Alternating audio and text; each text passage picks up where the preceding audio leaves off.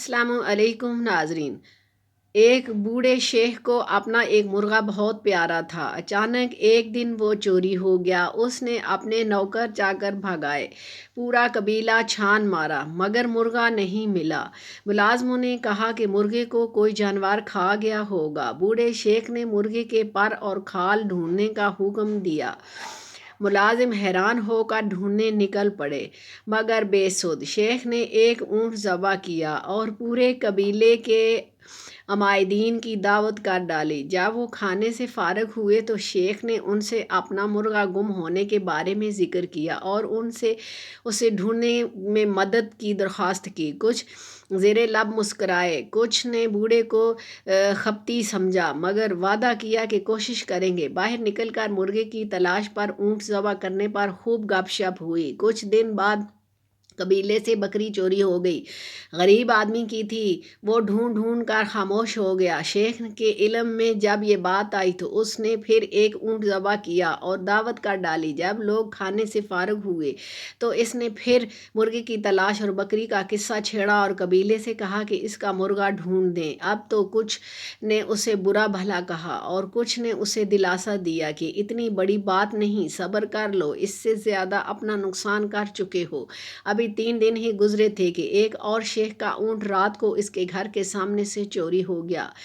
इस शेख ने अपने मुलाजमीन को खूब बुरा भला कहा और खामोश हो गया कि एक ऊँट उसके लिए कोई माली को वकीयत नहीं रखता था। बूढ़े शेख को जब इल्म हुआ तो इसने फिर एक ऊँट ज़बह किया और कबीले की दावत कर डाली।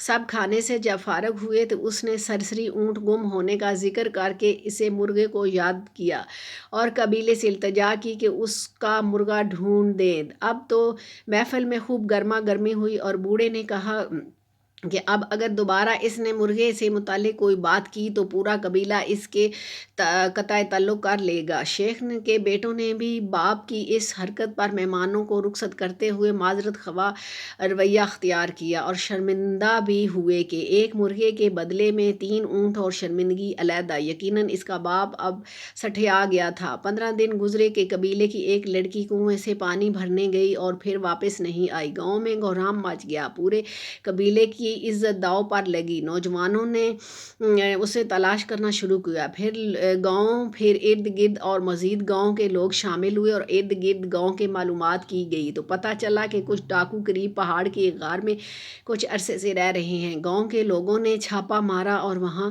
लड़ाई हुई, आबाद हुई और लड़की बरामद हो गई। लोगों ने वहां ऊँट, बकरी, मुर्गे और बाकी बाकियात भी ढूंढ लिए। तब उन्हें एहसास हुआ कि बूढ़ा शेख इस तूफान के आने का उन्हें अंदिया दे रहा था। अगर गांव के लोग मुर्गे पर ही मुत्तहिद हो जाते तो आबरू तक बात न पहुंचती। अजाब इस बड़े अजाब के सिवा चखाएंगे ताकि वो लौट आए। ये अल्लाह करीम की सुन्नत है कि वो बड़ी तकलीफ़ से पहले छोटी तकलीफ़ से तंबी फरमाता है ताकि अहले अकल समझ जाएं और अपने मलकीती रेवड़ पर तवज्जो दें। इससे कबल के इसे भेड़िए नोच खाएं। अल्लाह ताला कौम के गलत सियासी फ़ैसलों की वजह से इनको एक अरसे से महंगाई, बेरोज़गारी, धमाकों, लोड शेडिंग, सैलाबों, ज़लज़लों और दिगर कई एक छोटे छोटे अजाबों में मुब्तला करके तंबी फरमा रहा है कि वो सही मकसद की तरफ वापस लौट आए। दीनी जमातें पहले दिन से ही इन्हें मुतवज्जो करा रही हैं, लेकिन वो सब कुछ आया होने के बावजूद दीन इस्लाम की